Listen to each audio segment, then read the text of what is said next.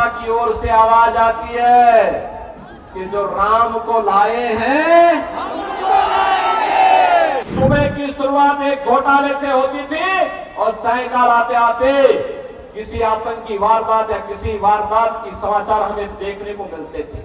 जो लोग पाकिस्तान का राग अलाप रहे हैं वे कृपया पाकिस्तान जाएं। लोकसभा चुनाव के 5 चरण संपन्न हो चुके हैं और इन 5 चरणों में देश के अंदर उत्तर, दक्षिण, पूरब, पश्चिम अलग अलग राज्यों में मुझे जाने का अवसर प्राप्त हुआ है। बहनों और भाइयों, उत्तर प्रदेश में भी अब तक 53 सीटों पर चुनाव संपन्न हो चुके हैं, लेकिन जनता के मन में जो उत्साह है 4 जून को क्या होने जा रहा है ये पहले से ही जनता जनार्दन के सामने पहले से स्पष्ट है। और जनता जनार्दन पूरे देश के अंदर एक स्वर में बोल रही है कि फिर एक बार थोड़ा खलीलाबाद की आवाज में लगाइए, मैदावल की आवाज। मैदावल की आवाज ऐसी गूंजती थी, अच्छे अच्छे लोग थका जाते थे जब हम लोग यहाँ कार्यक्रम करते थे। फिर एक बार, फिर एक बार, फिर एक बार, और अब की बार 400 पार। जब 400 पार की बात हम करते हैं तो बहनों और भाइयों, समाजवादी पार्टी तो 400 सीटों पर चुनाव भी नहीं लड़ रही है और वह कहती है कैसे होगा, तो जनता की ओर से आवाज आती है कि जो राम को लाए हैं, क्या आती है आवाज, जो राम को लाए हैं, जो राम को लाए हैं, सहमत है ना? आप में से कितने लोग अयोध्या रामलला का दर्शन करने के लिए गए हैं? वाह भाई, पूरा का पूरा खलीलाबाद, पूरा का पूरा मैदावल गया है। अभिनंदन करता हूं मैं आप सबका।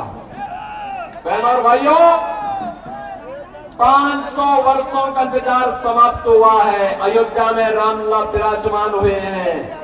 याद करिए, आपके लिए तो एक तरफ अयोध्या में रामलला का विराजमान हुआ, दूसरी तरफ इंटरनेशनल एयरपोर्ट का नामकरण महर्षि वाल्मीकि के नाम पर, रेन बसेरा का नामकरण निषाद राज के नाम पर, और भोजनालय का नामकरण जहां पे गरीबों को, जनता, श्रद्धालुओं को भोजन मिल रहा है, उसका नाम पर माता सबरी के नाम पर वो बना हुआ है।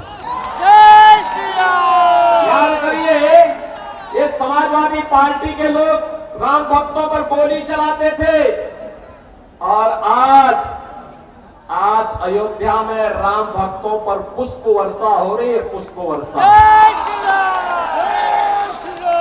ये लोग राम भक्तों पर गोली चलाते थे, कहते थे परिंदा भी पर नहीं मार सकता। और बहनों और भाइयों, आज अयोध्या धाम में भक्तों की आवभगत होती है, राम भक्तों की आवभगत होती है और अयोध्या को एक बार फिर से त्रेता युग का गौरव दिलाने का काम कर दिया गया है। ये समाजवादी पार्टी राम भक्तों पर तो गोली चलाती है और जिन आतंकवादियों ने राम मंदिर पर आतंकी हमला किया था उनके मुकदमों को बेशर्मी के साथ वापस लेने का काम करती है। और इसीलिए आज मैं आपके पास आया हूं कि बहनों और भाइयों, आज जो एक परिवर्तन आया है कि राम मंदिर भी बनेगा, काशी में काशी विश्वनाथ धाम भी बनेगा, और साथ साथ आज जो एक परिवर्तन देश के अंदर आपको देखने को मिल रहा है कि दुनिया के अंदर सम्मान बढ़ा है, देश की सीमाएं सुरक्षित हुई हैं, आतंकवाद और नक्सलवाद का खात्मा हुआ है और विकास के बड़े बड़े कार्य हो रहे हैं। Highway, railway, medical college, IIT, IIM, AIIMS, Gorakhpur में एम्स बन गया है, फर्टिलाइजर कारखाना फिर से चालू हो गया है, नए नए उद्योग लग रहे हैं। पर्यटन के नए केंद्र के रूप में बाबा तामेश्वर नाथ का धाम भी विकसित हो रहा है और संत कबीर नगर की पावन महानिर्वाण स्थली को कबीर पीठ के रूप में एक बार शोध और इनोवेशन के नए केंद्र के रूप में विकसित किया जा रहा है। योगी आदित्यनाथ भैया प्रतिभा का पुराना बर्तन उद्योग वन डिस्ट्रिक्ट वन प्रोडक्ट में फिर से पुनर्जीवित हो रहा है। और यही नहीं, आज तो विकास के साथ साथ गरीब कल्याणकारी योजनाएं, याद करिए समाजवादी पार्टी के समय में लोग भूख से मरते थे, दवा के भाव में दम तोड़ते थे, किसान आत्महत्या करता था, नौजवान पलायन करता था, बेटी और व्यापारी की सुरक्षा खतरे में थी। सुबह की शुरुआत एक घोटाले से होती थी और सायंकाल आते आते किसी आतंकी वारदात या किसी वारदात की समाचार हमें देखने को मिलते थे। आज 80 करोड़ लोगों को मोदी जी के नेतृत्व में फ्री में राशन की सुविधा का लाभ प्राप्त हो रहा है। 80 करोड़ लोग फ्री में राशन 4 वर्ष से प्राप्त कर रहे हैं। मोदी जी ने कहा है अगले 5 वर्ष तक लगातार जारी रहेगा। बहनों और भाइयों, जो लोग आज पाकिस्तान का राग अलापते हैं, मैं उनसे कहना चाहता हूं कि पाकिस्तान के अंदर 23 करोड़ लोगों का पेट नहीं भर पा रहा है। वहां की सरकार, वहां पे 1 किलो आटा के लिए कैसे छीना झपटी होती है, जैसे मोहल्ले के अंदर कुछ जीव रोटी के टुकड़े के लिए आपसी छीना झपटी करते, ये स्थिति आज पाकिस्तान के अंदर आप देखने को मिल सकता है। और इसीलिए मैं कह रहा हूं, जो लोग पाकिस्तान का राग अलाप रहे हैं, वे कृपया पाकिस्तान जाएं। पाकिस्तान में भीख मांगने के लिए उनको अवसर जरूर मिल जाएगा। वहां उनको भीख भी नहीं मिलने वाली है।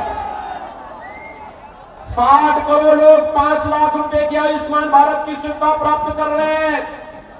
गरीब के लिए जनधन अकाउंट खुल गया है। पेंशन से लेकर के सरकार का मुआवजा या कोई भी आपदा का राहत का पैसा सीधे आपके अकाउंट में आ रहा है। बीच में कमीशन खोरी बंद।